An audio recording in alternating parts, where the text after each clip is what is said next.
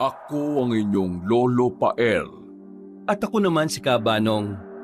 At Ito ang aming kwento.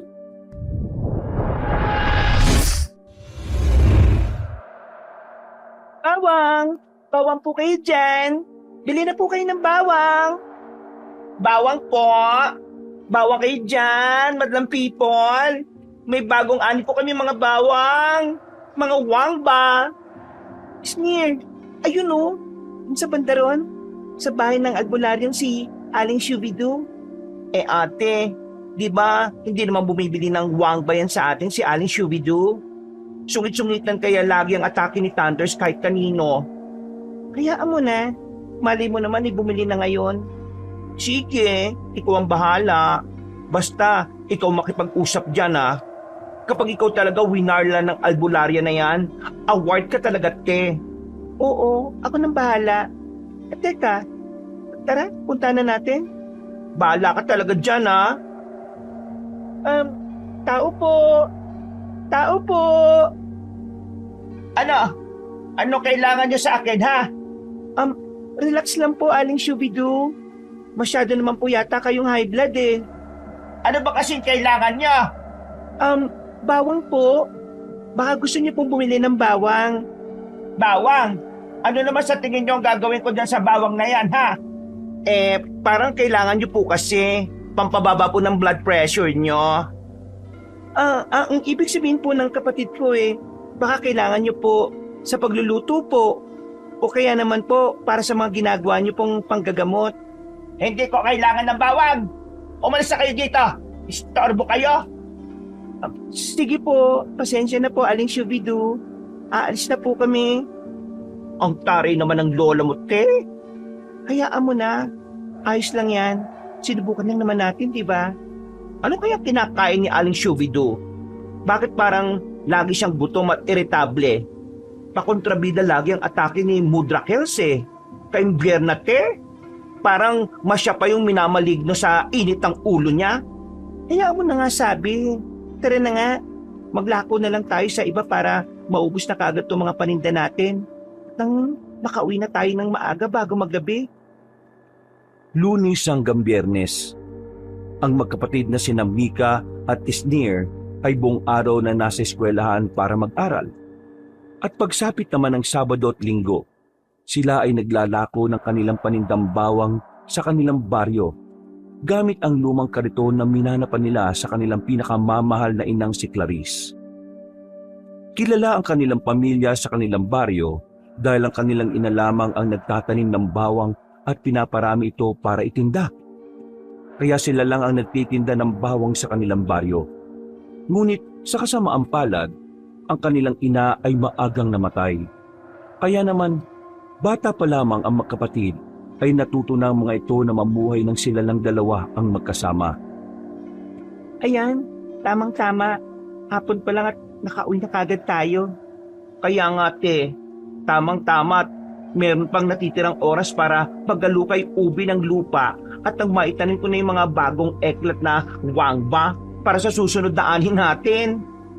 Alam mo, Isnir, buti na lang talaga na maana mo kay nanay yung pagiging magaan ng kamay sa pagtatanim.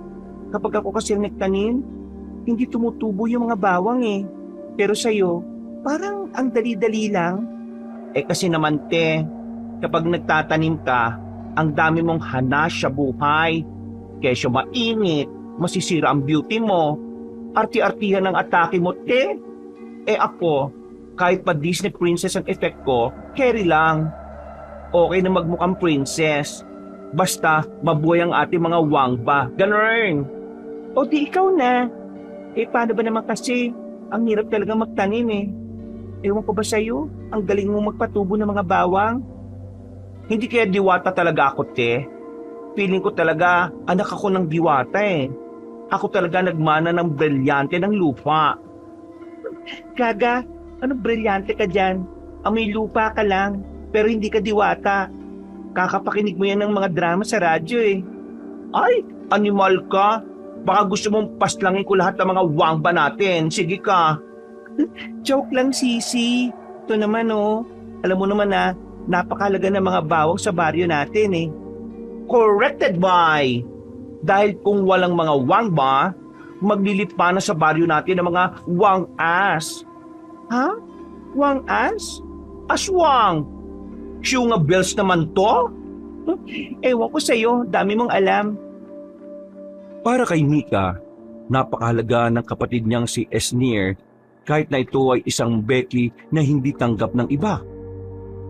Dahil kung tutuusin, ang mga tanim niyang bawang ang dahilan kung bakit protektado ng gusto ang kanilang baryo sa banta ng mga aswang sa buong Capiz. Bukod sa pagluluto, ginagamit ito ng mga kababaryo nila na proteksyon sa kanilang bahay kontra sa mga aswang na gumagala sa buong Capiz. Kaya pinaparamdam niya lagi sa kanyang kapatid ang pagmamahal niya dito kahit ang mga ibang mga kabaryo nila ay hindi pabor sa mga lalaking may pusong babae katulad na lang ng isang grupo ng mga relihiyosong tao na nagtitipon-tipon tuwing linggo sa malayong bahagi ng kanilang baryo. Kapag naglalako ang dalawang magkapatid tuwing linggo, madalas na nakakasalubong nila ang mga leader ng relihiyosong grupo na ito na doon din sa simbahan nakatira. O Mika, Maganda umaga po, Ka Emilio. linggong-linggo naglalako kayo ng mga paninda niyong bawang. Bibili po ba kayo ng bawang, Ka Emilio? Nako, hindi. Hindi kami bibili ng bawang lalo na sa'yo, iho. Iha po. Tsaka, bakit naman po kayo hindi bibili? Baka maging daluyan pa ng kamalasan yung bawang na yan sa mga bahay-bahay namin Ang sabi? Kung alam niyo lang po kung anong pakinabang ng bawang sa baryo natin. Ay nako. Bakit yun naman po nasabing kamalasan? Dahil po ba bakla ang kapatid ko? Ganun po ba? Alam niyo namang kinasusuklaman ang pagiging bakla, hindi ba? Ang sakit nyo naman po magsalita. Kung gusto nyo, sumama kayo sa amin at nang maturuan kayo ng tamang pamumuhay. Kada linggo lang pumupunta ang mga tao sa simbahan dahil malayo ito sa kabahayan, kaya sumama na kayo. Tuwing linggo lang naman. Naku po, kung ganyan lang din po ang pakikitungo nyo sa kapatid ko, wag na lang po. Halata naman pong hindi nyo tanggap ang kapatid ko Mas maigi ang pagtutuwid kesa sa pagtanggap. Huwag mong konsintihin yung bakla mong kapatid. Kaya lalong nalilis ng landas Ang dapat sa'yo, magpakalalaki ka at mag-asawa. Over my dead, delicious, beautiful body, Chusera. Sige na po, aalis na po kami. Salamat na lang po sa magandang pagbati nyo sa amin. Ang ganda tuloy ng hapon namin Uuwi na lang, mambubwisit pa. Sa tuwing natitsyempuan nila na makakasalubong sa daan ang leader ng relihiyosong grupo na yon na si Ka Emilio, lagi niyang pinupuna ang kasarian ng kapatid ni Mika na si Esnir. Pero dahil busog sa pagmamahal ni Mika ang kapatid, kahit gaano ang natatanggap na puna nito ay hindi niya masyadong iniinda. Dahil alam niyang may ate siyang tatanggap sa buong pagkatao niya. Isang araw, meron silang nasagap na balita mula sa kanilang mga kabaryo. Ate Mika, narinig mo na ba yung balibalita na kumakalat? Oo, narinig ko na sa mga tambay kanina. Pinagkwentuhan nila. Ako naman narinig ko sa mga marites natin kababaryo. Ay nako kalerke, may gumagambalang aswang sa kabilang baryo malapit sa atin. Ang narinig ko, meron daw na biktimang buntis sa kabilang baryo. Bubulang din ang bahay nila kaya sawali lang ang bubong at madaling pasukan ng dila ng aswang. Saktong pag-uwi daw ng asawang lalaki, nadatan niya sa taas ng bubong nila yung aswang at binato daw ng itak na daladala niya. Natamaan sa braso at nasugatan yung aswang, pero nakatakas daw. Pagkapasok daw sa loob ng asawang lalaki, nadatnan na lang niya yung asawang buntis na butas ang tiyan at wala ng buhay. Yung asawang lalaki naman daw kasi lasinggero at pabaya, kaya hindi man lang nagawang bantayan ng asawa niya at alagaan hanggang sa mga anak. Tik-tik ang hinayupak. Pero alam mo mas hinayupak yung asawa. Kaimbyer na talaga. Kaya nga kawawa naman yung buntis. So anong plano? Kasi for sure, mag-I shall return pa yung tik-tik na yan Tamang-tama, linggo pa bukas. Pagkatapos nating maglako ng mga paninda, gawin na natin ang kailangan nating gawin. Huhulihin natin yung aswang na yan. Kaya matulog na muna tayo. Ay, Go, go, go tayo dyan, te. Ihanda ko na yung mga kailangan nating dalhin bago matulog. Puksaan na to! Ligid sa kaalaman ng mga taga-baryo, bukod sa pagtitinda ng bawang, isang lihim na tungkulin ang minana ng magkapatid mula sa kanilang magulang, ang pagiging mga tagatugis ng aswang. Hindi nila pwedeng ipagkalat ang kanilang ginagawa para maproteksyonan din ang kanilang sarili laban sa mga paghiganti ng ibang mga aswang kapag nalaman na sila ang tumutugis sa mga kauri nila. Sumapit ang gabi at tinadanan nila ang lahat ng kanilang kakailanganin bago sila umalis para hulihin ang aswang na sinasabing gumagambala sa karatig baryo. Sneer, handa na ba yung mga kailangan natin? Ready na, Ate Mika. Nasa bayong na lahat. Asin, bigas, punyal na kahoy na gawa sa dinasalang kahoy ng kakawate, bote ng langis na gawa sa dinasalang katas ng kakaibang halaman na hindi nakikita sa kabundukan ng kapis, at syempre, hindi mawawala ang pinaka-specialty natin, ang wangba. Ayos. At teka, may nalimutan ka yata.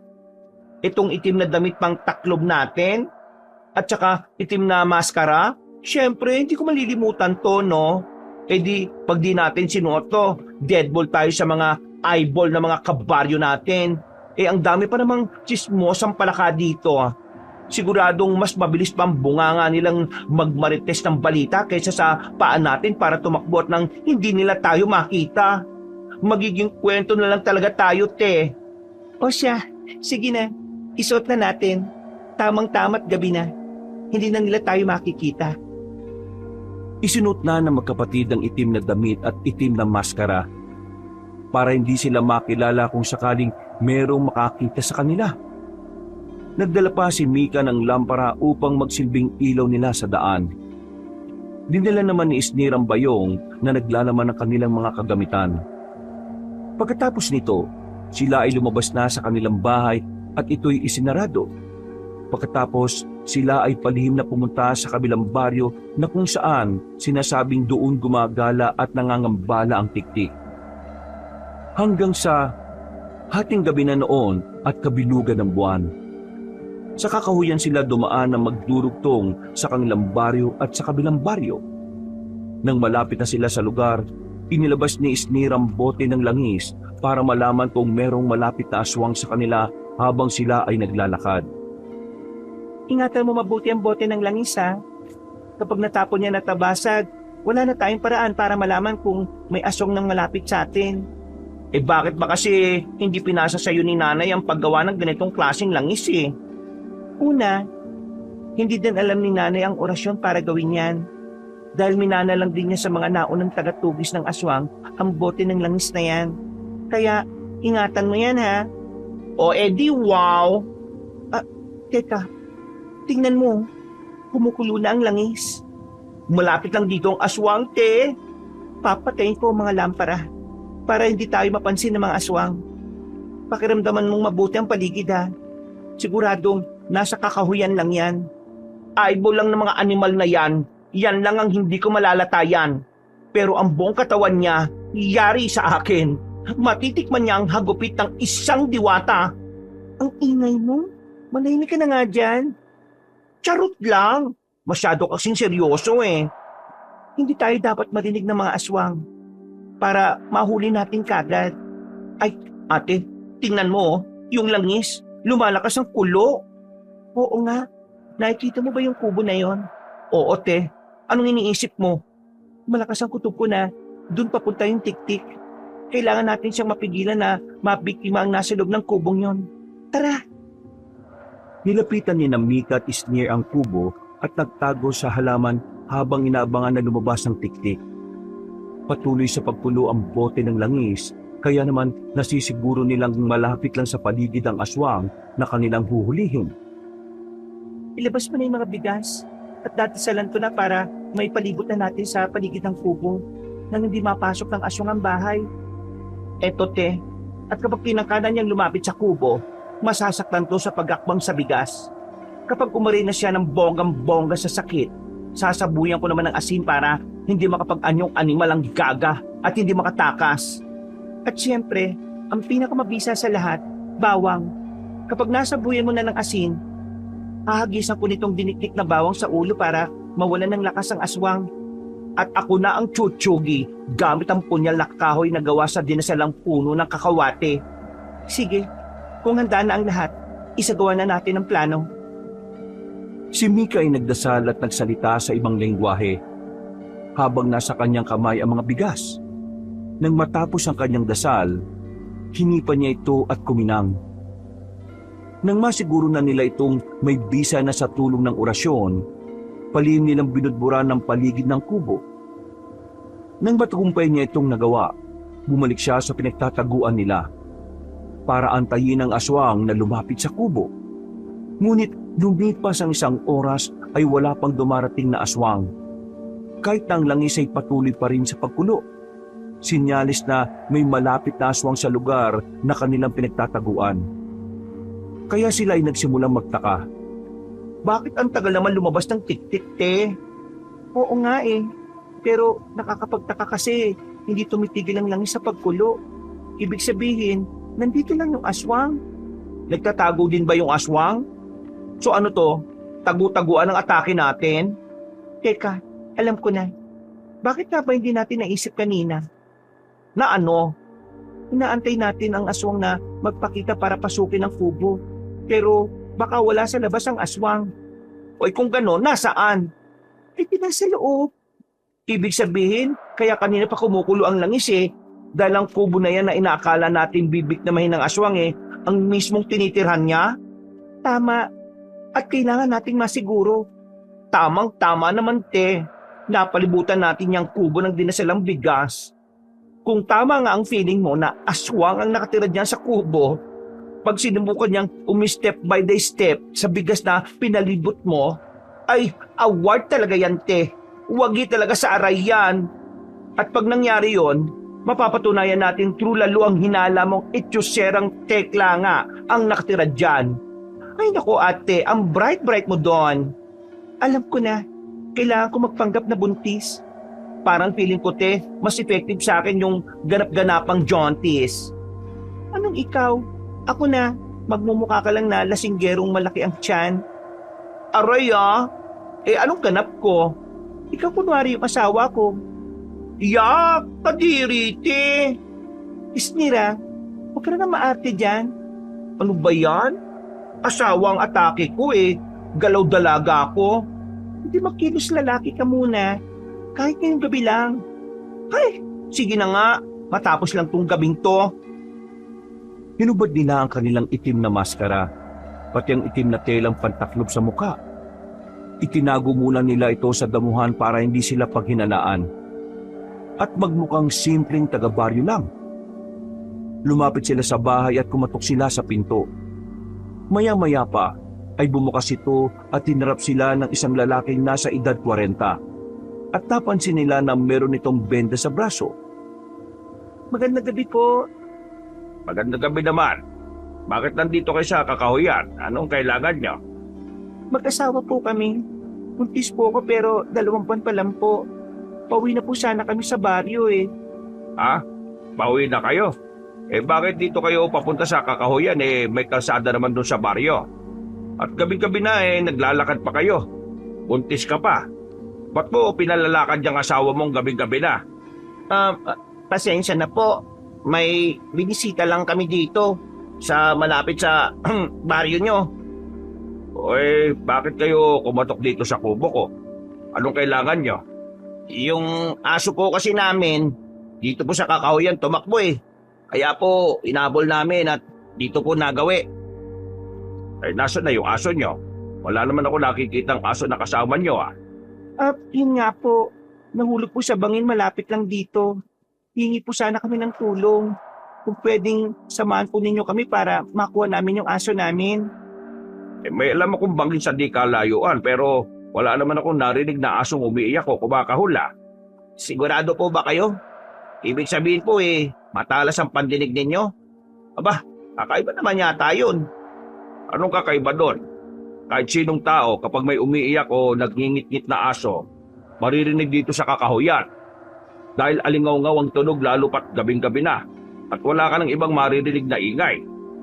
Kundi mga kulisap at hangin na lang. Naku, baka po nawala na ng malay. Parang awa niyo na po, samahan niyo na po kami bago pa mahuli ang lahat. Baka naman patay na yung aso nyo. Kung patay na bakit nyo pa kukunin? Aso po namin yun eh. Siyempre, kung patay na po, kahit mailibing man lang po namin. Sige na po, samahan niyo na po kami. Ang kulit nyo rin ano? Nagpanggap ang magkapatid para may kayat ang lalaki na lumabas ng kubo at makatapak sa bigas at mapatunayan nilang ito nga ay isang aswang. Ngunit ramdam nila ang lalaki ay nakakalata na rin. Tumingin-tingin ito sa paligid, umamoy-amoy at tiningnan ng palibot ng lupa. Ganito na lang. Bibigyan ko kayo ng lubid para kung gusto nyo talagang makuha yung aso nyo sa bangin, kayo na lang ang kumuha. Pero pasensya na at hindi na ako lalabas ng bahay ha. Kung ganun po, baka pwede pong makahingi na lang ng tubig at nauuhaw po kami. Oo, sige po. Tubig na lang po at aalis na kami pagkatapos. Sigurado kayo? Opo, tubig na lang po. Sige, pasok na muna kayo sa kubo ko. Maraming salamat po. Ayan, umupo muna kayo dito. Nang pumasok na ang magkapatid sa kubo, pumunta naman sa kusina ang lalaki para kumuha ng tubig. Tiningnan nila ang bote ng langis na nakatago sa kanilang dalang bayong. Patuloy pa rin ito sa pagbula. Dahilan upang lalong tumindi ang kanilang hinala na aswang nga ang lalaking kausap nila. Maya-maya pa ay bumalik na ito na may daladalang tubig at ibinigay ito sa kanila. Napakabait niyo naman po. Ano po pala pangalan niyo? Mang Michael ang pangalan ko. Ako naman po si Mika. Ito naman pong asawa ko si Snir. Mag-asawa pala kayo. Butit hindi kayo natakot na maglakad sa kakahuyan ng gabi. Oo nga po eh. Pero ayos lang naman po kasi meron nga po kami kasamang aso. Aso nga, ayun nga po, nahulog sa bangin. Kaya nakakatakot na rin po talagang dumiretso pa uwi. Kaya nga po, lalo pat may nabalitaan po nung nakarang araw lang na meron daw pong umataking asong sa bating malapit dito sa kakahuyan. Di ba meron namang sabi-sabi na may lumilibot daw dito na dalawang misteryosong manunugis ng aswang? Yung mga nakasuot ng itim na damit at maskara. Opo. Kwento-kwento nga po yun dito sa baryo ng matagal na panahon na. Pero wala naman po nakakakita sa kanila. Kasi mailap din daw po sila sa tao.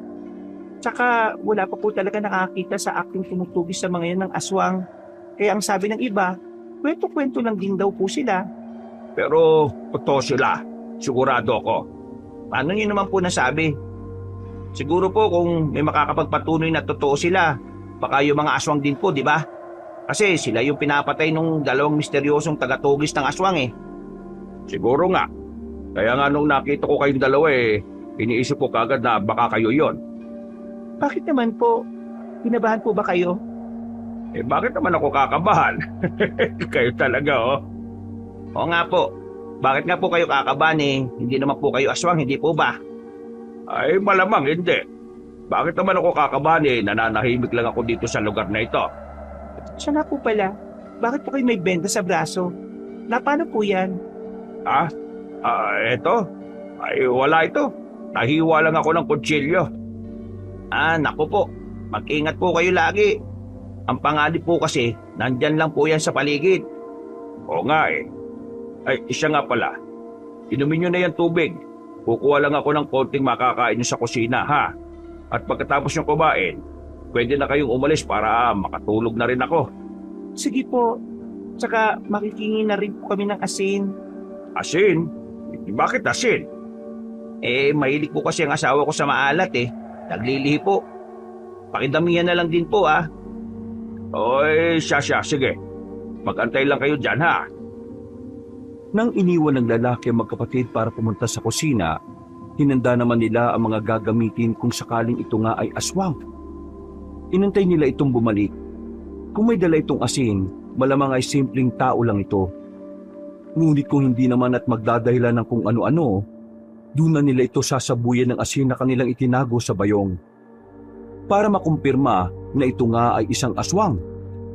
Ngunit wala pang ilang minuto nang ito ay umalis, may narinig silang ingay banda sa likuran ng kubo, kung saan malapit ang kusina. Animoy halimaw na sumisigaw sa sakit ang gumagawa ng ungol. Pinuntahan nila kung saan ito nagmumula at nakita nila si Mang Michael na naglulupasay malapit sa bigas na ipinalibot nila sa kubo. Oh, Mang Michael, paano po kayo? Sinasabi ko na nga ba eh, kayong dalawang misteryosong manunugis na mga aswang eh. Nililang niyo akong mag-asawa. Excuse me, tulalo na kami ang dalawang manunugis ng aswang. Pero hindi kami mag-asawa. Parehas kaming maganda, gaga. Maawa kayo, huwag niyo akong patayin. Ang ngapdi, sobrang ngapdi. Kaya today, bongga ba ang sakit ng asin day? Masakit, sobrang sakit. Pero huwag niyo akong papatayin.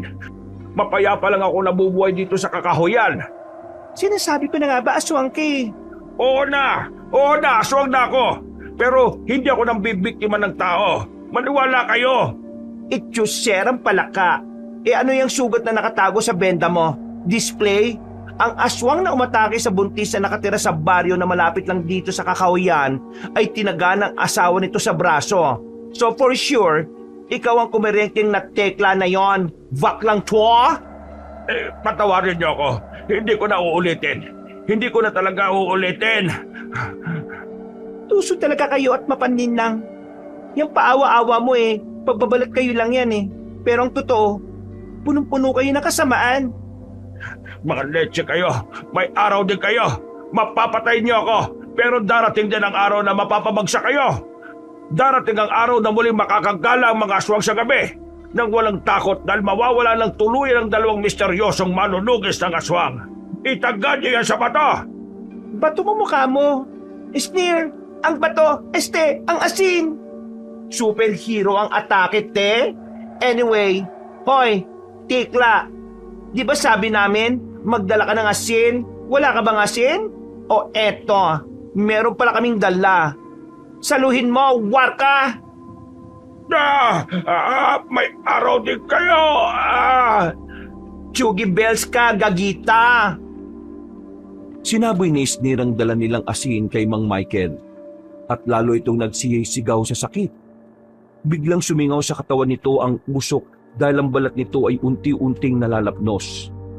Pagkatapos ay kinuha naman ni Mika ang dala nilang dinikdik na bawang at ibinato ito sa ulo ni Mang Michael. Kaya lalo itong nagsisigaw sa sakit. Walang ano-ano'y sinugod ni Sneer ang naghihingalong aswang habang hawak-hawak niya ang punyal na gawa sa kahoy ng dinasalang puno ng kakawati. Itinarak niya ito sa dibdib at sa huling sandali, sumigaw ng malakas ang aswang. Pagkatapos ay tuluyan ng nalagutan ng hininga. Unti-unti itong naagnas at nagiging abo dahil binudburan pa nila ng asin. Ngunit bago ito tuluyang maging abo, napansin ni Sneer ang tato sa gitna ng pulso nito. Pagkatapos ng lahat, ang magkapatid ay umuwi na sa kanilang bahay at nagpahinga. Lumipas ang gabi at sumapit ang kinabukasan. Magandang umaga, Sisi. Mas maganda pa ako sa umaga, te. Ay naku, ang aga-aga. Siyempre, no, ganda-gandahan tayo ngayon. Katatapos lang natin maging Amazona kagabi Marami pa talagang aswang na nagtatago dito sa Capiz. Hindi talaga sila nauubos. True, Labels. Katulad na lang nung aswang na si Mang Michael. Alam mo, parang pamilyar siya sa akin Ay, mga ganong mukate, mga mukhang syokoy, hindi ko natatandaan. Pero alam mo, te, may napansin ako sa kamay niya habang pinagmamasdan ko Habang unti-unti siyang nagiging abo. Ano yun? May tattoo siya sa pulso. Parang letter A na simbolo. O ano naman ngayon kung meron siyang tattoo na yon? Wala lang. Maganda Napansin ko lang. Bakit ba? Ewan ko sa'yo. Ang labo mo kausap. Kala ko naman kung ano Pero alam mo, te, bilib din ako sa'yo. Bakit naman? Kasi kung ako, namana ko kay nanay yung galing niya sa pagtatanim at pagpapatubo ng bawang. Ikaw naman, namana mo kay nanay yung galing niya sa pagtugi sa mga aswang. Siyempre, alam nga namang ganda-gandahan lang tayong dalawa sa pagtugis. E di wala tayong napala. Taray, tagapagtanggol ang peg ng ate ko. Kaya pantay lang talaga tayong dalawa. Ikaw, ganda-gandahan lang sa pagtatanim ng mga bawang. Ako naman, ganda-gandahan lang sa pagtugis ng aswang. True. Di ko talaga mag-gets ko yung mga dasal-dasal ni nanay eh. Mas kabisado ko pa yung lingwahe namin mga Becky kaysa sa mga orasyon na yan. Ang sakit sa ulo. Alam mo, buti na nga lang talaga na ituro niya sa atin lahat bago siya nawala. Kaya ngayon, tayo ang nagtutuloy ng din na tungkulin ng angkan natin sa bawat henerasyon. Ang pagprotekta ng ating baryo bilang mga lihim na tagatugis ng aswang. Correct ka dyan! Kaya nga kahit gusto kong maging Disney princess na lang araw-araw mas pinipili kong magbungkal ng lupa at magtanim kahit na nagmumukha ng maskulado yung braso ko. Alang-alang sa tungkulin na iniwan sa atin ni nanay para sa baryo natin. At least, ako sa pagtugis ng aswang, ikaw naman sa pagtatanim ng bawang. Ganern! Parang hinati lang ni nanay yung kakayahan niya sa ating dalawa Kaya, huwag mo kong iiwan ha. Kung hindi, rarampahan ko lang yung mga aswang. Pero hindi ko sila kayang labanan mag-isa At huwag mo rin akong iiwan. Baka mamaya may matsyempohan kang lalaki sa baryo natin. Makipagtanan ka pa. Ay, sorry na lang sila. Kahit manligaw pa sila sa akin, hindi ko sila sasagutin. Pwera na lang talaga kung borta ha. Char! Dahil sa mga nilalako nilang bawang, sigurado silang protektado ang kanilang baryo at hindi makakapasok ang mga aswang para sila'y gambalain. At para naman sa mga karating baryo, palihim silang pumupunta roon upang ang mga aswang ay tugisin. Makalipas ang ilang araw, meron na naman silang nabalitaan na may gumagambalang aswang sa kabilang baryo. Sneer, kumusta yung mga pananim? May mga bawang ba tayo sa susunod na anyan? Ay syempre naman Ate Mika, ako pa. Inaalagaan ko mga pananim natin with matching kanta-kanta pa. Parang ako nagko-concert sa mga pananim natin Naku, kung may bunga nga lang yung mga pananim natin, baka nagreklamo na sa ingay mo. Dinig na dinig ko nga dito sa loob ng bahay Itchosera ka. Kung nagrereklamo sila, di sana nalanta na mga wangba na yan. Joke lang, ito naman Ay, siya nga pala, Teng. Kanina habang nagdidilig ako, may nasagap na naman akong chismak sa mga naglalakad na bagets. Tapos na ulit ang ganda-gandahan natin, te. May rumarampa na namang aswang sa kalapit baryo. Parang napapadalas na to die. Teka, ibig sabihin, may isa pang tiktik sa kalapit baryo? True! Pero nakita pa lang naman, hindi naman nakapambiktima. So, meron pa tayong chance na matsurbang tsararat na tikla. Alam mo, naawa talaga ako sa mga kalapit na baryo natin. Bakit naman, te? Kasi dahil sa paglalako natin ng bawang, kampante tayo na walang makakapasok na aswang dito sa baryo natin. Okay, tapos? Pero ang madalas naman na ginagambala, yung mga kalapit na baryo natin. Kung pwede lang na makapaglako din sa kanila. Pero dito pa lang sa baryo kasi natin, ubus na kagad yung mga bawang Okay lang yon, te. Di ba nga, pinuntahan naman natin sila ng palihim bilang mga tagatugis ng aswang. Paano kung dumating ang isang araw na hindi na natin magampanan ng tungkulin natin? Ateng, ang nega mo today ha? Ako nga, halos di na ako maka-aura sa mga poging kabaryo natin para lang magampanan yung tungkulin natin Hindi mangyayari yon. Sneer, nag-aalala lang ako sa mga nabibiktima. Kung pwede lang na wala nang mamatay dahil sa mga aswang Kung kaya lang natin na unahan talaga sila bago makapambiktima. Ate, tagatugis ka lang ng aswang. Hindi ka tagapagligtas ng sangkatauhan. Ang OA mo sa part na yan ha. Ang ibig ko sabihin, hindi mo maiiwasan yan. Mukha lang tayong diwata sa ganda pero tao lang rin naman tayo. Sa bagay, may point ka naman. O sige, mamayang gabi, kailangan natin huliin ang tik-tik na yan. Go! Pero sana wag na tayo magpanggap na mag-asawa ha. Please lang, kakasok tayo eh. Ewan ko sa'yo, dami mong girl. Lumapit ang gabi at muli silang naganda upang manghuli ulit ng aswang sa kalapit baryo. Dinala ni Esnir ang bayong na naglalaman ng kanilang mga kagamitan at muling nagsuot ng itim na damit at itim na maskara. Pumunta sila sa kalapit na baryo upang pugisin ang sinasabing aswang na gumagala dito. Ngunit hindi pa sila nakakalapit sa kabilang baryo. Sa kanilang paglalakad sa kakahuyan ay meron na silang nakitang lalaki na tumatakbo at para bang humihingi ng tulong. Tulong! Tulungan niyo ako! Hinahabol ako ng aswang! Tulong! Ay te, ang pogi ni kuya oh. Ikaw talaga, tulungan na lang natin. Akin na yung bigas, dadasalan ko. Oh, eto oh. Tulong! Tulungan niyo ako, parang awa niyo na! Ate, may ibibilis ka pa ba? Baka maunahan ka pa ng aswang na makain si Kuya Pogi bago mo ma-harvest eh. Teka, ito na nga. Pagkatapos dasalan ni Mika ang bigas, ibinudbud niya ito sa lupa at gumawa ng linya na pabilog. Nang matapos, tinawag niya ang lalaki. Hoy kuya, dito, pumunta ka dito. Ha? Ano? Ang sabi ko, pumasok ka dito sa bilog na linya. Bilisan mo. Ano? Pumasok dyan sa linya? Kuya, tanga-tangahan o bingi-bingihan. Pumunta ka na dito, dali. Ito na. Dali-daling tumakbo ang lalaki at tumalon papasok sa linyang bilog na gawa sa mga dinasalang bigas. Ngunit sa pagtalon nito, nabangga nito si Mika dahilan upang ang itim na maskara ay tumilapo ng malayo, palabas sa bilog na linya.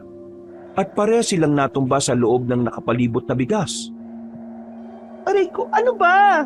Ay, pasensya na. Ate, yung maskara mo natanggal. Lagot na, Esnir. Kunin mo dali. Teka ate, eto na. Takpan mo lang muna yung mukha mo ng kamay mo. Tinakbo ni Esnir ang itim na maskara na tumilapon sa malayo. Ngunit napahinto siya nang makita ang isang tiktik na nasa tabi ng maskara. Napakapayat nito na may maitim at tuyot na balat. Ang mga pangil nito ay parang pangil ng aso at kapansin-pansin ang mahahabang dila nito. Ang mga mata nito ay nangingitim at nanlilisik. Aatas na sana siya, pero pagkalingon niya sa kanyang likuran ay may nakaabang na rin isa pang tiktik. Napako siya sa kanyang kinatatayuan at parabang nalimutan niyang siya ay kanang kamay ng kanyang kapatid bilang manunugis ng aswang. Huwag kayong lalapit! Huwag kayong lalapit! Diyan lang kayo! Huwag niyo ako lalapitan!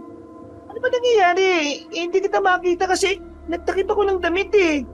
Yung kasama mo, kukunin na sana yung maskara mo pero napapalibutan siya ngayon ng mga aswang. Ano? Lumabak ka, Esnir! Anong gagawin ko, te? Anong gagawin ko? Yung asin! Ilabas mo ang asin! Walang ano-ano'y bigla na lamang sinugod ng dalawang tiktik si Esnir at dinambahan ito. Dahilan upang ito ay matumba at tumilapo ng lahat ng mga kagamitan nila na nasa bayong. Ang asin at bawang ay nagkalat sa lupa at ang bote ng langis ay nabasag at natapon ng laman. Pagkatapos ay bigla siyang kinagat ng mga aswang sa braso. Sa takot ni Mika na baka mapatay ang kanyang kapatid, lumabas siya sa bilog na linya na gawa sa dinasalang bigas at tinulungan si Esnir. Kinapa niya ang lupa at kinuha niya ang mga nalaglag na asin at sinaboy sa mga tiktik. Kahit hindi niya masyadong nakikita ang paligid dahil sa nakatakip sa kanyang mukha, pinilit pa rin niyang lumaban. Nang mapaso ng asin ang mga aswang, tinigilan ng mga ito na kagatin si Esnir at nahila ni Mika ang kapatid papunta sa loob ng kanilang bilog na gawa sa bigas. Ayos ka lang ba? Oo, ate. Ayos lang ako. Kagat lang naman ito eh. Malayo sa bituka. Nasaan ang aswang? Pinalibutan na tayo.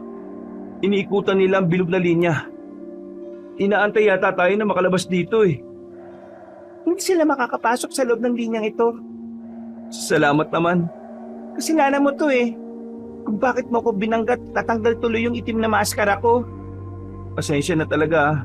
Hindi ko sinasadya na mabangga ka sa sobrang takot ko eh. Tinulungan ka na nga namin, pinahamak mo pa kami. Ate, yung mga gamit natin sa bayong natapon. Pati yung bote ng langis na gawa sa hindi pangkaraniwang halaman na di nakikita dito sa kapis, natapon. Si nanay lang ang may alam kung saan makakakita ng ganong uri ng langis eh. Hayaan mo na yon. Kahit wala na tayo magagamit na bote ng langis pang tugis ng aswang, magagawan pa rin natin yun ng paraan. Pasensya na te ah. Natakot ako talaga kanina kasi nasanay ako nasa likod kita palagi eh. Huwag mo nang isipin yon. Ang mahalaga buhay ka. Ang isipin na lang natin eh kung paano kita malulunasan agad sa mga sugat mo. Teka, bakit kasi kailangan mo pang takpan ng mukha mo? Hindi mo tuloy matulungan yung kasama mo. Manahimik ka nga dyan. Huwag mo nang tanungin. Paano tayo makakalis dito? Pinapalibutan pa rin tayo ng mga aswang. Kailangan nating antayin ang pagsikat ng araw.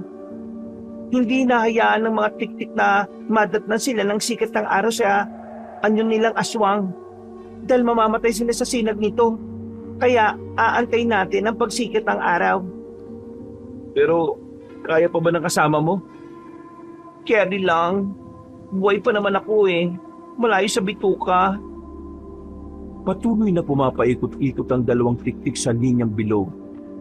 Dahil sa kampante silang hindi makakapasok ang mga tiktik sa loob at dahil na rin sa antok na nararamdaman, nakatulog sila.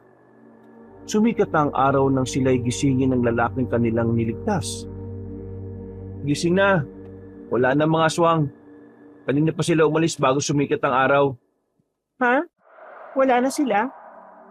Oo, wala na. Teka, hindi ka natulog? Hindi naman ako mapakali. Ngayon lang kasi ako nakaranas na makapasok sa gantong klaseng linya ng bilog na gawa sa mga bigas. Natatakot ako baka pasukin tayo eh. Ano ka ba? Kaya ko nga ginawa yan eh. Dahil hindi makakapasok ang anumang aswang na nasa loob ng bilog hanggat hindi ko tinatanggal ang dasal. Sana sinabi mo sa akin bago ka natulog para nakampante ako. Eto, kinuha ko na rin yung maskara mo tsaka yung bayong ninyo. Hala, oo nga pala. Akin na nga yan. Hindi mo na kailangan yan. Nakalimutan mong takpan ng mukha mo ngayon eh oh.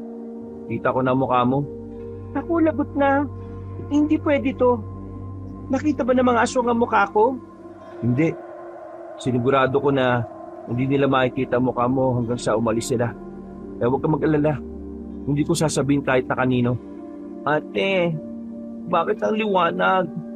Susundin na ba ako ni nanay? Papunta na ba ako sa langit? Gaga, buhay ka pa. Hindi mo ko pwedeng iwan, no? Dali na natin sa bahay nyo. Hindi na, umuwi ka na. At kalimutan mong nakita mo kami.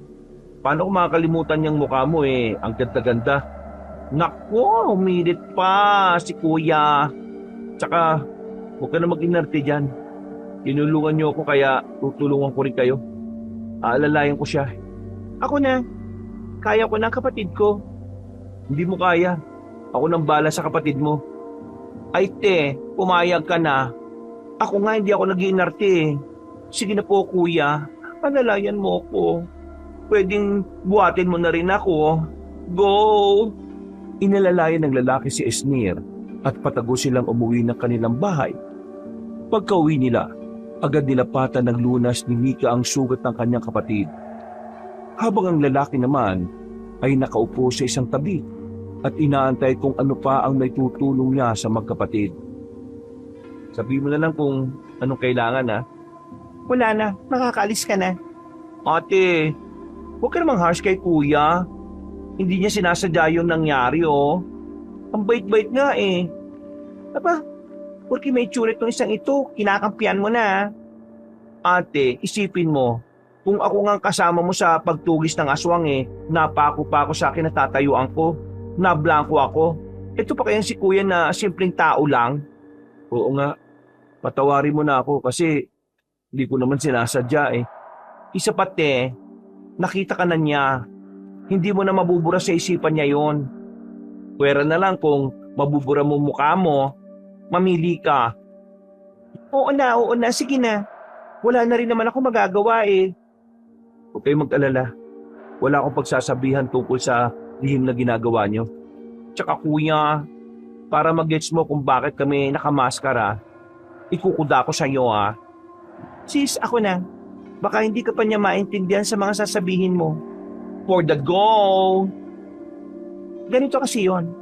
Pinoprotektahan namin ang baryo namin at ang mga kalapit baryo sa mga aswang. Pero hindi namin pwedeng ipaalam kung sino kami dahil siguradong babalikan kami ng mga yon kapag nalaman nila ang totoong pagkatao namin. Isa pa, gusto namin mamuhay ng payapa. Ayaw rin naming maabuso ng mga tao sa pagtulong. Naintindihan ko. Huwag ka mag-alala. Ngayon, kung ikakalat mo ang tungkol sa amin, baka hindi na namin matulungan ng mga tao dito. Makakaasa kayo. Hindi ko sasabihin kahit kanino. Oh ate, getching naman pala ni Kuya Pogi eh. Huwag mo nang warlahin. Okay na yan. Siya nga po pala. Ensir ang pangalan ko. Bunsong kapatid po ng ate kong maganda. Ako naman si Mika. Ako naman si Brent, taga-kabilang baryo. Uulitin ko, huwag kayong mag-alala. Simula ngayon, kaibigan niyo na ako at ligtas na ligtas ang lihim niyo sa akin. Sa pagkabigo ng magkapatid na huli ng aswang sa kalapit baryo, nakilala nila si Brent. Isang lalaking nakatira sa kalapit baryo na ngayon ay siyang tanging nakakaalam ng kanilang lihim na tungkulin. Ngunit dahil ipinangako nito na hindi sisiwalat ang sikreto ng magkapatid, unti-unti nila itong naging kaibigan. 3 araw ang lumipas at hindi pa lubusang gumagaling si Snit sa natamo niyang sugat na talaga namang nagbigay na matinding pinsala sa kanyang mga braso. Kaya naman minabuti na lang nitong magpahinga sa bahay at kahit papaano ay madiligan ng kanyang mga tanim na bawang. Habang si Mika naman ay mag-isang naglako ng kanilang paninda.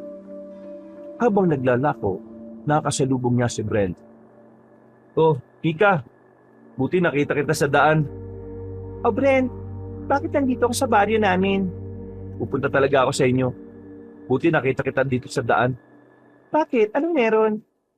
Kasi may problema ako eh. 3 araw na 'di ba ang lumipas nung hinabol ako ng tiktik?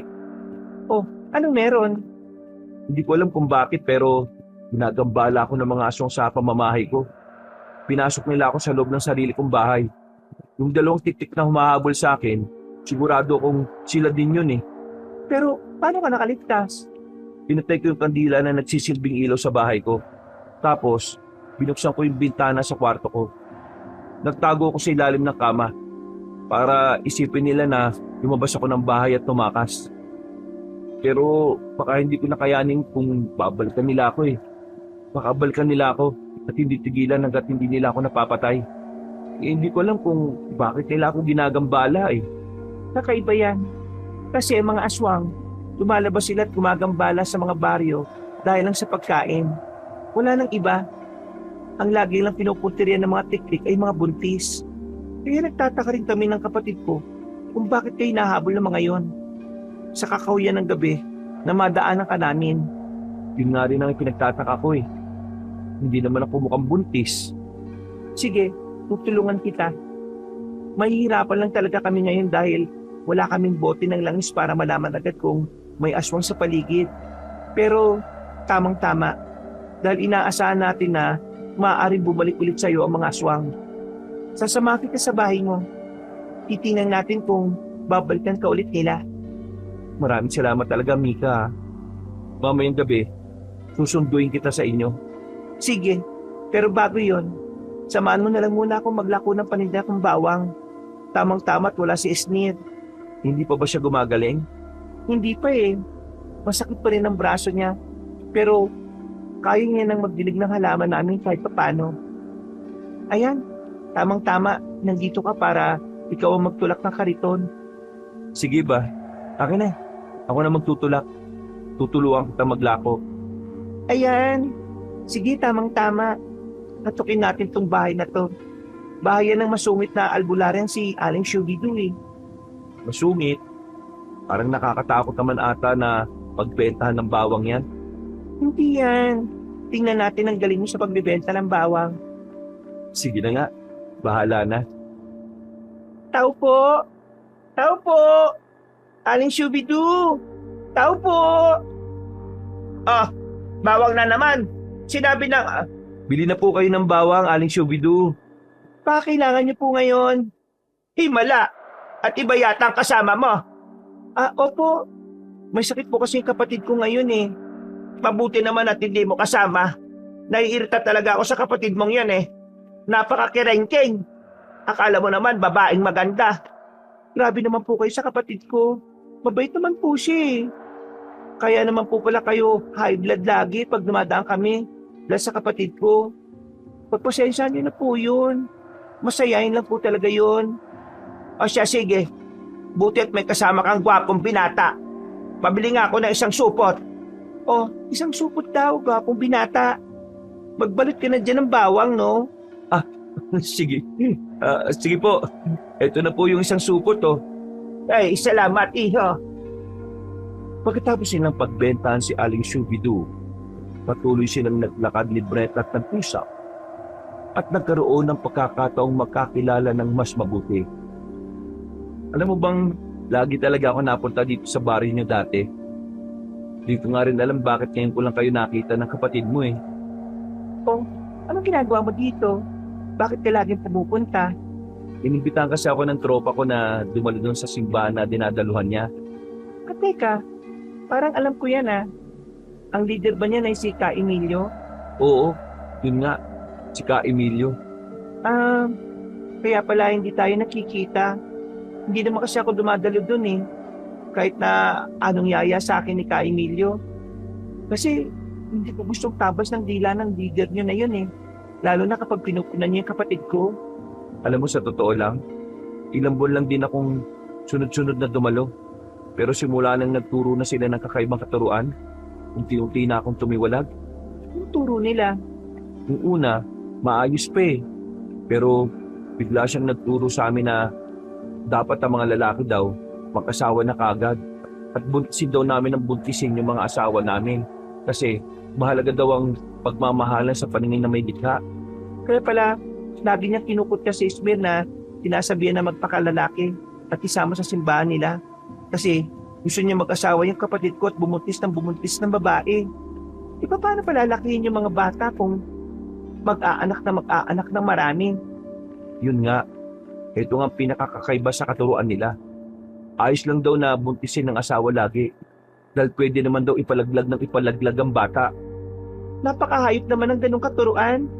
At ito pa, bilang mag-asawa na miyembro ng kanilang grupo, lahat ng ipapalaglag na bata dadalhin daw sa simbahan nila at doon ililibing para maging malinis daw ang konsensya ng mag-asawa. Kakaiba yun ah. Patagal na kami dito sa baryo pero ni minsan, hindi ko narinig ang ganyang balita tungkol sa kakaibang katuruan ni Ka Emilio. Hindi lumalabas yan sa grupo dahil yun ang pinakakauna-unahang batas ni Ka Emilio. Kung ano ang katuruan sa loob, hindi dapat ipagsabay sa mga hindi kaanib. Isa pa, gustong-gusto din ng mga mag-asawang miyembro para magawa nila ang kalayaan nila na hindi dumami ang anak nila. Nakakilabot naman yon. Mas masahol pa sa hayop yung gawain nila. Buti tumiwalag ka.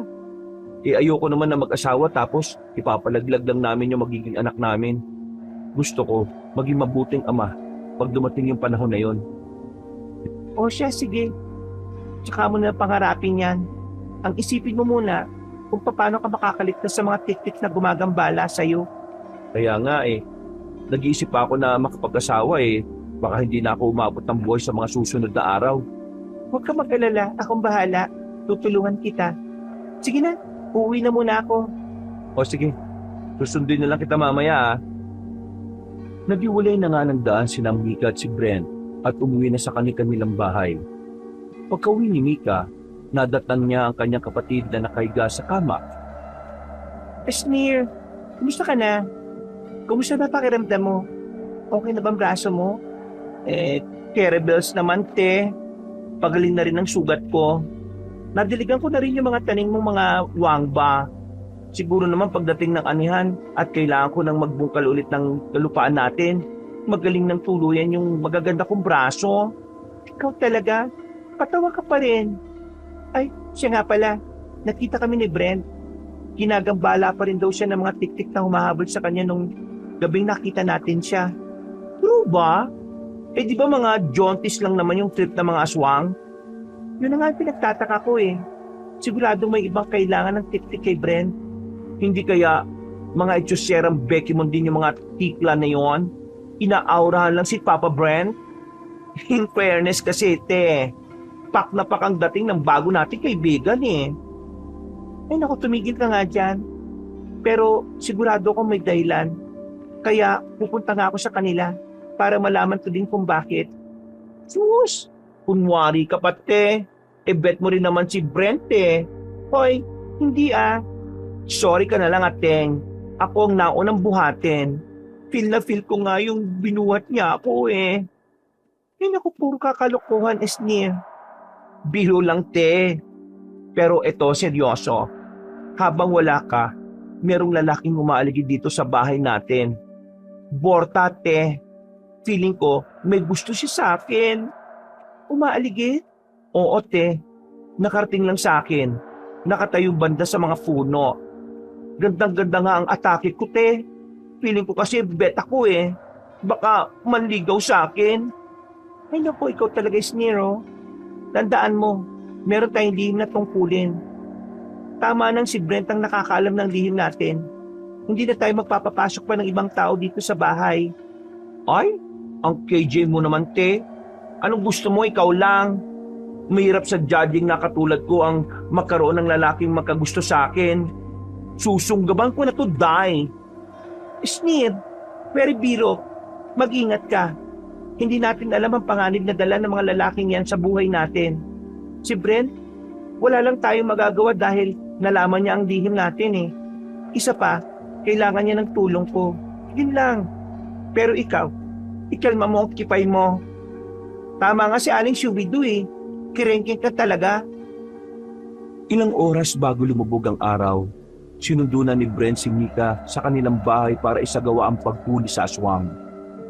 Nang maihanda na ni Mika ang lahat, iniwan na nga niya ang kanyang kapatid at umalis sa kanilang bahay kasama si Brent para pumunta sa kabilang baryo kung saan nakatira ang lalaki para doon magpalipas ng gabi. Ang bahay nito ay may kalayuan sa ibang mga bahay at napapaligiran ng mga malalaking puno. Nandito na tayo. Tamang-tama at malayo sa mga tao ang bahay mo. Malalabanan kong aswang na hindi nakikita ng mga tao. Ano bang plano mo? Simple lang. Dahil sa inaasahan na natin na maaaring dumating ang tiktik sa bahay mo, hindi ko na kailangan ng bote ng langis. Kailangan ko na magtago at magantay. Pagkatapos, Gagawa na ako ng linyang bilog na gawa sa dinasalang bigas. Kapag tinakakanilang sugurin, pumasok ka kagad sa loob. Tsaka ako lalabas at ako nang bahala sa lahat. sige, malapit ang lumubog ang araw. Maya-maya sisindyan ko na yung kandila para meron tayong ilaw. Pasensya na, yan lang talaga ang ilaw ko tuwing gabi.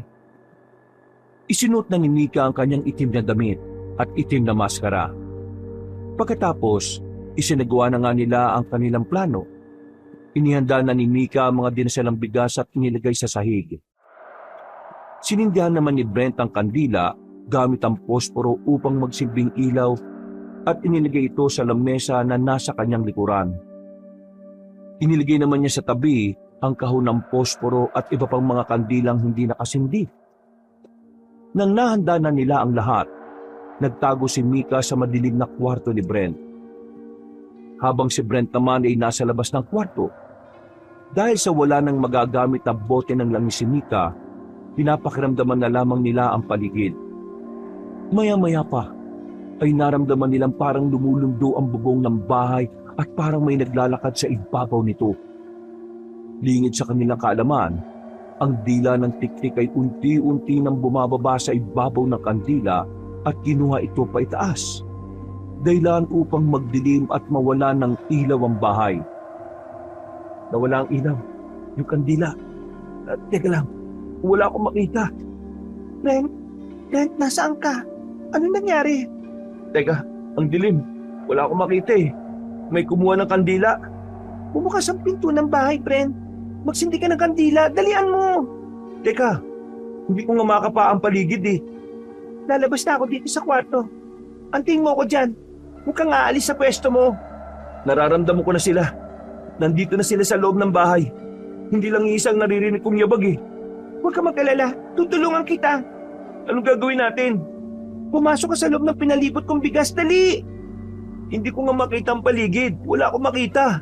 Hindi ko maninat kung nasan banda. Kung ganon, tumabi ka na lang sa akin. Huwag kang lalayo. Hawakan mo ang kamay ko. Teka, eto na ako. Eto na. Hawak ko ng braso mo. Teka, hindi pa kita nahawakan eh. Nang mapagtanto ni Mika na hindi braso ni Brent ang hawak niya at braso na pala ito ng tiktik, bigla itong kinalmot si Mika sa kamay.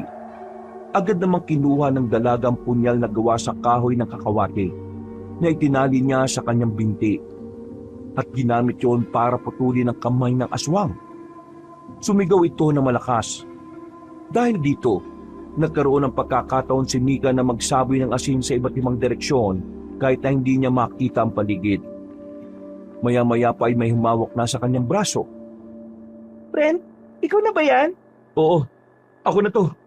Dito ka lang sa tabi ko. Huwag kang aalis. Nasaan na sila? Wala na. Naramdaman ko nagsitakbuhan. Napuruan ko yung isa eh. Naputol ko ang kamay. Sigurado ako. Teka, kakapain ko na yung pinaglagyan ko ng posporo at iba pang kandila. Nang masigurado nila na umalis na ang mga aswang, agad nilang hinanap ang kandila at posporo at nagsindi upang muling magkaroon ng tanglaw sa paligid. Tumambad sa kanila ang naputol na kamay ng tiktik na umatake kay Mika. Habang ito ay unti-unting nagiging abok, napansin ni Mika ang tattoo nito sa pulso. Ngunit hindi niya masyado makita kung anong hugis ng tattoo dahil namamatay-matay ang ilaw ng kandila. At agad din naging abo ang putol na braso. Naalala niya ang sinabi ng kanyang kapatid na si Esnir tungkol sa tattoo na nakita nito sa napatay nilang aswang na si Mang Michael. Inantay nilang sumikat ang araw pagkatapos ay nagpasya ng umuwi si Mika. Pero sumama si Brent. Esnir! Esnir! Anong nangyari sa'yo? Ang taas ng lagnat ng kapatid mo. Ang init niya masyado. Yung mga mata niya, tumitirik. Teka, anong gagawin ko? Hindi mo ba naririnig? Parang meron siyang binubulong eh. Sasama na ako sa'yo. Sayong-sayo na ako. Ha? Anong sinasabi mo? Pakinggan mo mabuti. Sasama na ako sa'yo. Sayong-sayo na ako. Teka, anong sasama? Kanino ka sasama? Hoy, Esnir, ano ba nangyayari sa'yo? Mika, wala ka bang napansin sa kanya noong mga nakaraang araw? Di ba, pagaling na naman ang kapatid mo noong mga nakaraan? Naalala ko, bago tayo pumunta sa bahay mo, meron siyang naikwento sa akin na may umaaligid daw sa bahay namin na isang lalaki. Akala niya may gusto sa kanya at balak siyang ligawan. Pidingera kasi talaga tong kapatid ko eh. Hindi kaya namaligno ang kapatid mo? Kung namaligno nga siya, kailangan natin namang gagamot. Si Aling Shubidu, yung sinasabi mong albularyo na masungit? Ang kaso, naiirita kasi yun dito kay Esnir eh. Baka hindi yung pumayag na gamutin ang kapatid ko. Huwag ka mag-alala, akong bahala. Dali-dali silang pumunta sa bahay ng albularya upang pakiusapan ito na pagalingin si Esnir. Si Brent ang nakiusap sa babae, kaya kahit na anong inis nito sa kapatid ni Mika, ay pumayag ang albularya na gamutin si Esnir. Tuloy po kayo sa bahay namin.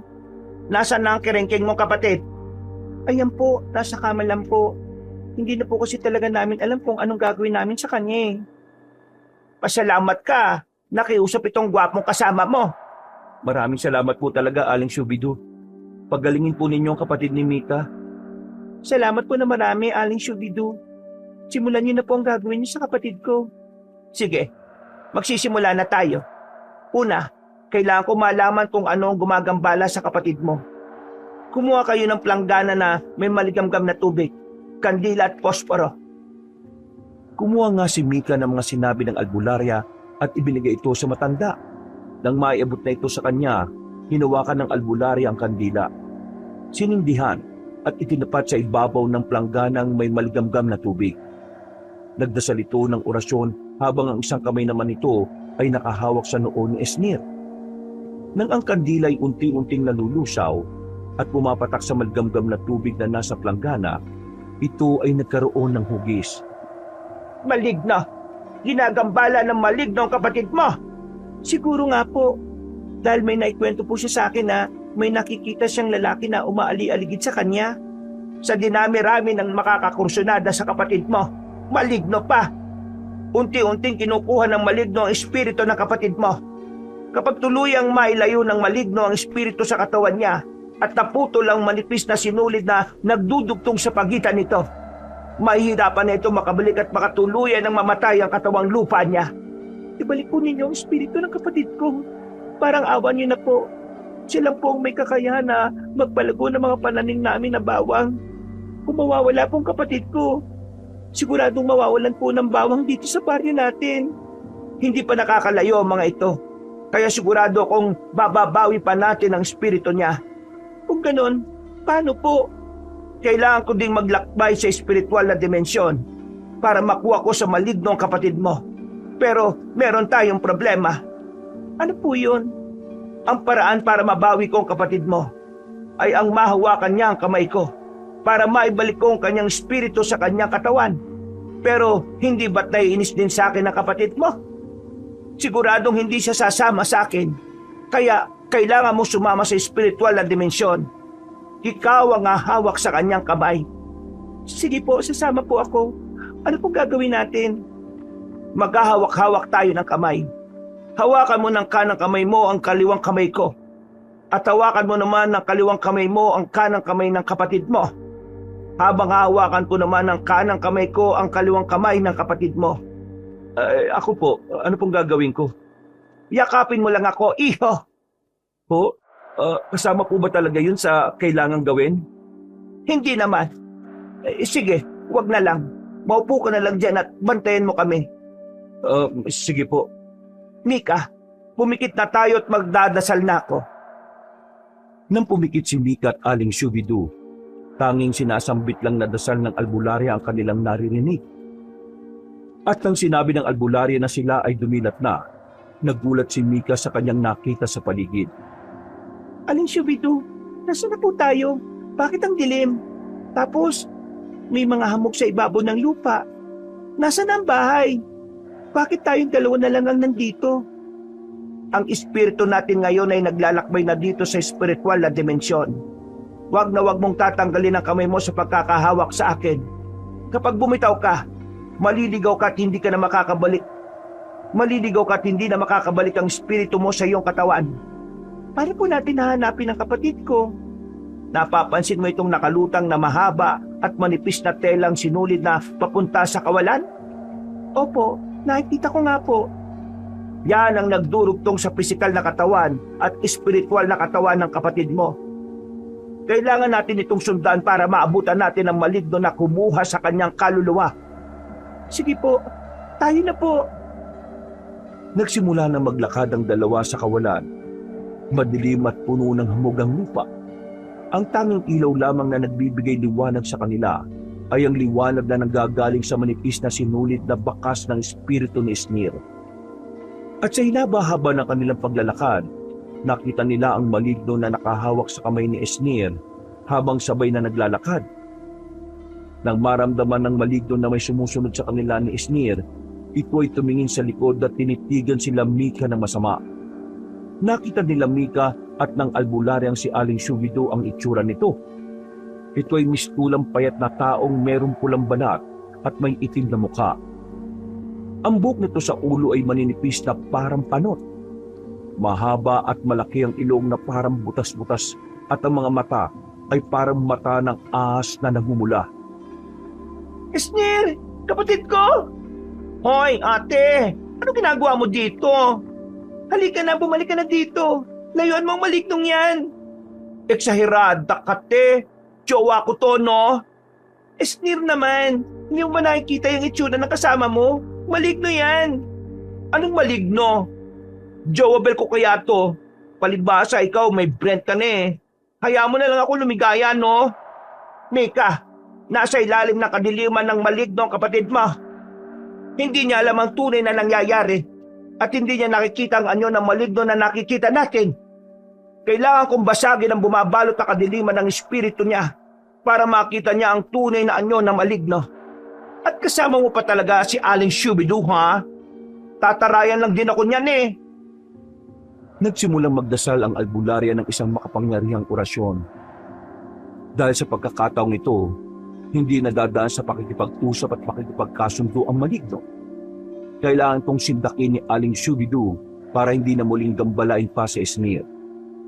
Habang palakas ng palakas ang dasal ng albularya, unti-unti naman bumabalik sa tamang pag-iisip si Esnir at natatanggal ang kadilimang ibinabalot sa kanyang isipan na maligno. Nasaan ako? Bakit ako nandito? Anong lugar to? Esnir, bitiwan mo ng kamay niyang katabi mo. Maligno. Hayop ka. Niloko mo ko. Akala ko bortang jobel ka. Mukha kang adik, alimal. Esnir, dito. Tumakbo ka sa akin. Hawakan mo kamay ko. Ate! Dali, hawakan mo kamay ko. Ate! Nang mahawakan ni Esnir ang kamay ng kapatid niya na si Mika, nanumbalik ang kanilang mga espiritu sa kanilang katawan at nakabalik na sa pisikal na mundo. Matagumpay nilang nailigtas si Esnir na parabang hinang-hina sa layo ng nilakad ng kanyang kaluluwa. Esnir, buti nakabalik ka. Pinag-alala mo ko. Ate, sorry ah. Tubig. Kailangan natin ng tubig. At malayong nilakbay natin. Sige po, ikukuha ko kayo ng maiinom ninyong tubig. Salamat, Bren. Ate, hindi ko talaga alam na maligno yung maliligaw ko. Bakit ka kasi sumasama kung kani-kanino eh? Yan tuloy, maligno yung nasamahan mo. Akala ko kasi ate, ipapasyal niya lang ako. Hindi ko naman alam na itatanan na ako. Alam mo ba, hindi ko inisip na mawawala ka pa. OA naman sa drama, te. Di naman kita iiwan eh. Ito nga oh, nakabalik na ang maganda mong kapatid.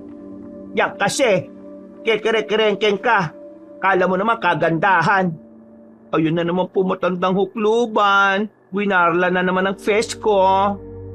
Magpasalamat ka na lang kay Aling Shubidoo at siyang tumulong sa atin para mabawi ka sa maligno. Salamat po ah. Sige na po, bati na po tayo today. Basta sa susunod, pwede ba? Kung magpapaligaw ka, sa tao naman, wag naman sa kamukha mo. Ay, Diyosera. Oo na po, bait-baitan muna ang atake ko ngayon sa iyo, Aling Shubidoo. Dahil ikaw ang tagapagligtas ko ngayon. Char! Pero, pwera biro po. Maraming salamat po talaga, Aling Shubidoo ha. Simula ngayon, di na po kita wawarlahin. Basta po, huwag ka nang ma-high blood sa akin lagi ha. Oo na. Ayaw ko rin namang makitang mag-isa ang ating Mika mo na naglalako ng paninda niyong bawang. Kawawa naman. Mas maigi nang makita kitang kasama ng ate mo kaysa mag-isa siyang nagtutulak ng kariton niya. Sige na, magpalakas ka ngayon ha. Opo, salamat po ulit. Oh, eto na po yung mga tubig niyo. Salamat Brent at uhaw na kami. Ang tagal naming naglakad sa spiritual na mundo eh. Matagal? Di halos wala pa kayong 1 minuto simula nang pumikit kayo eh. Magkaibang daloy ng oras sa pagitan ng spiritual at physical na mundo. Ang isang araw sa spiritual na mundo ay maaaring 1 minuto lang dito sa ating physical na mundo. Ganun po pala yun. O siya, uminom na po muna kayo ng tubig. Pagkatapos na magpahinga ang lahat, nagpaalam na rin si Aling Shubidoo at umalis na. Habang ang tatlo naman ay nag-usap-usap patungkol sa mga tiktik na hindi nila mahuli-huli. Esnir, may maayos na ang kalagayan mo. Kailangan na natin huliin ng mga tiktik na hindi natin mahuli-huling gumagambala sa mga kalapit baryo. Hindi ba te, pumunta ka na sa bahay ni Brent para huliin ng mga tiktik? So, nakawala sila? Oo eh. Iba rin talaga pagkasama kita. Kaya buti na lang talaga na ibalik ka ni Aling Shubidoo. Anong nangyari nung pumunta ka doon sa bahay ni Brent? Yun nga. Kaya maigi rin na maayos na ang kalagayan mo dahil meron akong itatanong sa'yo. Ano yon? Nung nandun kami sa bahay ni Brent at lumusob ang mga tiktik, nakipaglaban ako sa kanila. Nakataka sila, pero naputol ko ang kamay ng isang tiktik. Habang unti-unti itong nagiging abo, napansin ko ang tattoo sa gitna ng pulso nito. Pero hindi ko masyadong makita ang simbolo eh. Naalala ko yung nabanggit mong tattoo na nakita mo sa pulso ni Mang Michael. Ay, oo ate. Naalala ko nga yun. Konektado kaya sila sa isa't isa? Ibig sabihin, pwedeng may grupo ang mga tik-tik na yon?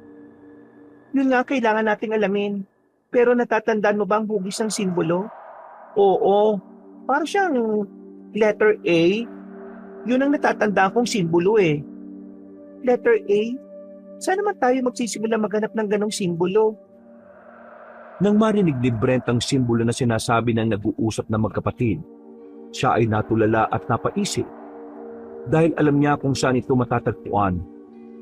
Kaya ng kanyang mapag-isip-isip ang lahat, isinuwalat niya ang kanyang nalalaman.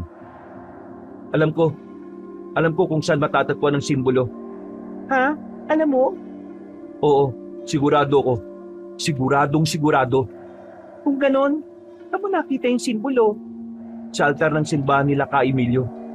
Sigurado ko ba sa sinasabi mo? Oo, may letter A ang simbolo ng altar nila eh. Teka, hindi maaari yan. Ang ibig kong sabihin eh, ang mga tiktik na hindi namin mahuli-huli ang gumagambala sa mga kalapit baryo, namumugad dito sa aming sariling baryo. Hindi ako pwede magkamali eh.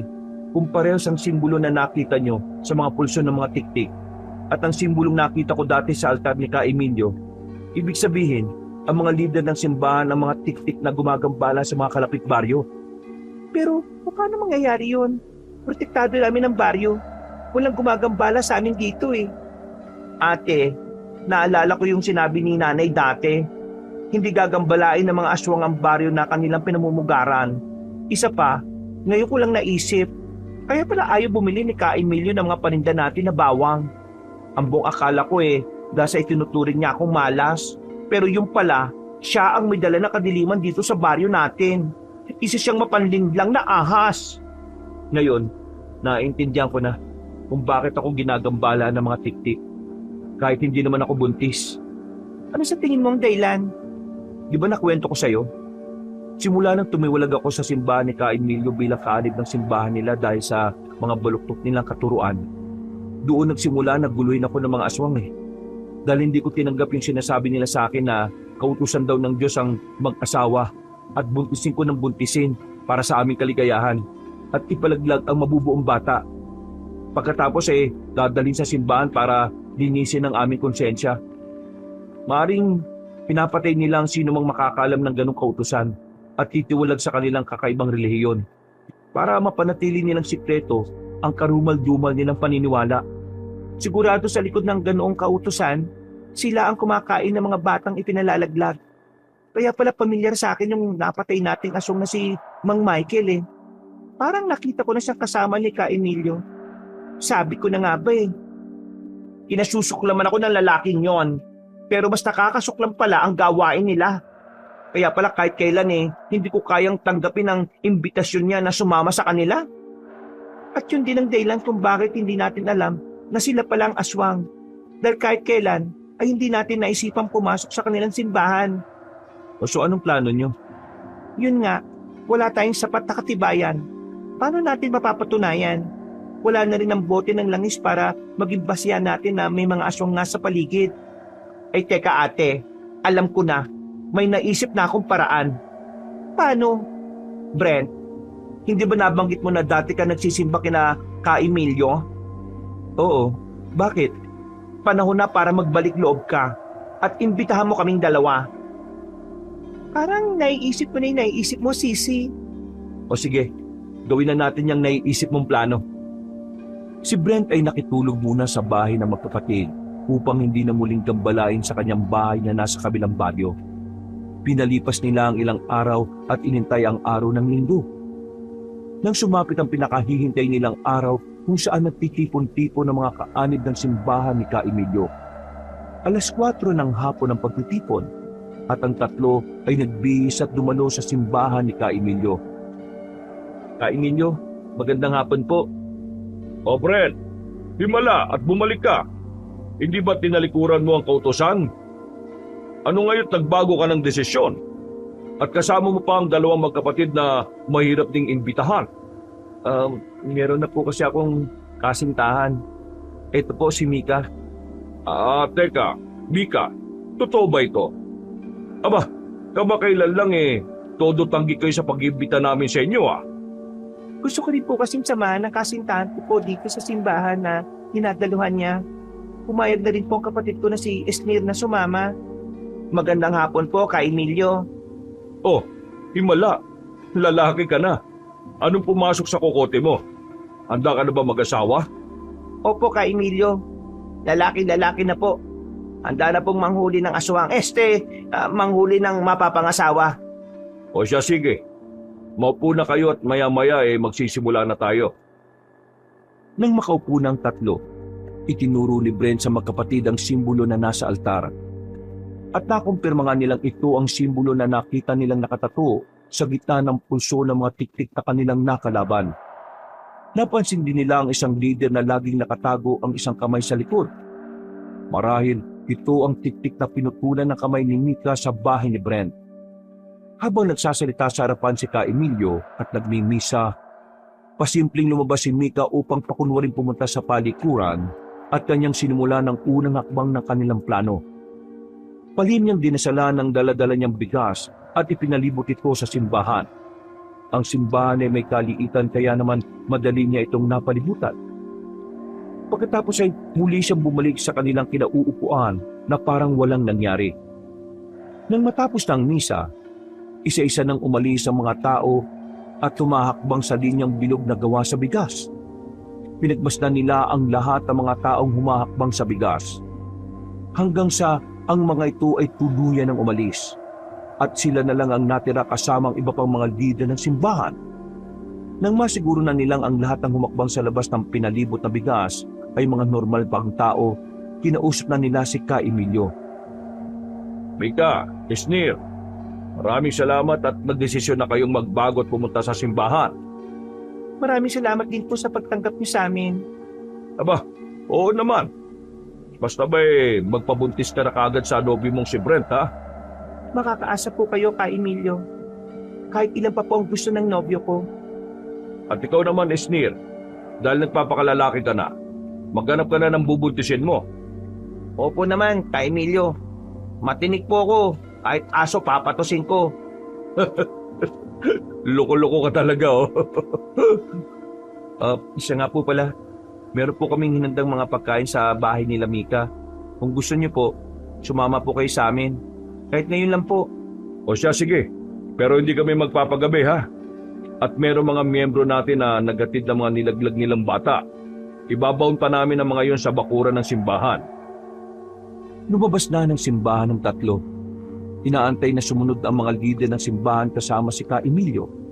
Ngunit nang sinubukan ng mga itong humakbang sa bigas, sila ay tumalsik paloob at nagsimulang maglupasay sa sakit.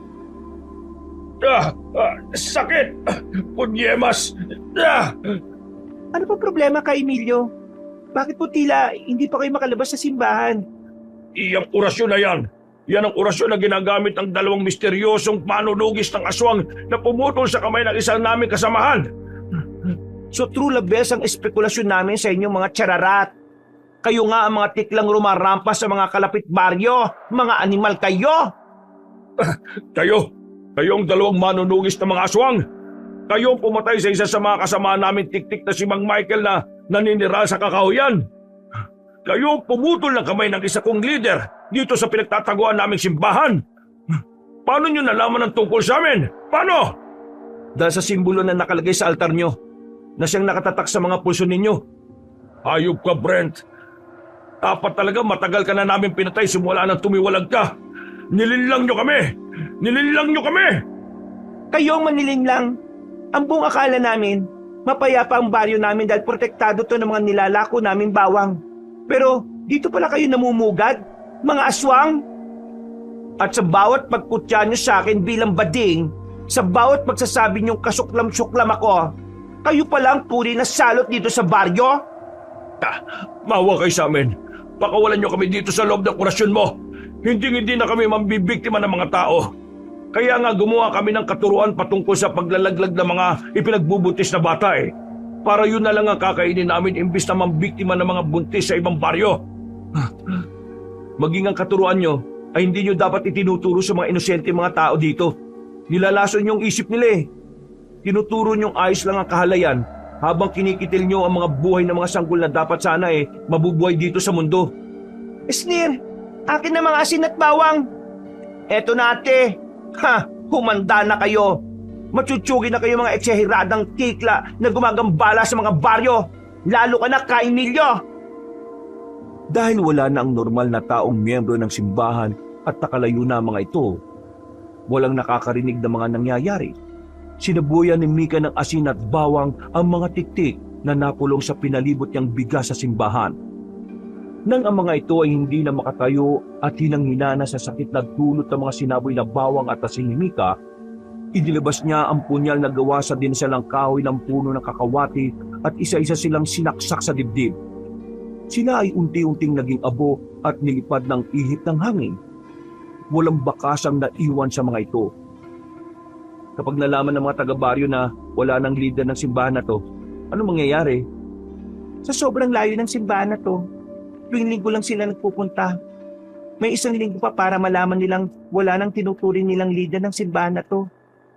At kapag pumunta sila dito sa simbahan, wala sila makikita ang bakas ng mga ito dahil nagiging abo ang mga tiktik kapag namamatay. Hindi nila maiisip na krimen ang nangyari dahil walang magiging pruweba. Kung ganon, dito na rin magtatapos ang panlalason nila sa utak ng mga tao. Dahil wala nang leader ng kanilang reliyosong grupo na nagtuturo ng maling paniniwala sa kanila. At wala nang gagambalang tiktik sa mga baryo. Isa pa, kung dumating man ang pagkakataon na may dumayong tiktik sa lugar natin, humanda sila sa kamandag ng ganda naming magkapatid. Ang makabugera kaya ang atake namin, di ba te? Tara na nga, umuwi na nga tayo. Ikaw naman, Brent, wala nang gagambala na tiktik sa'yo. Makakauwi ka na. Pero siguro, pwede naman kitang gambalain, di ba? Ha?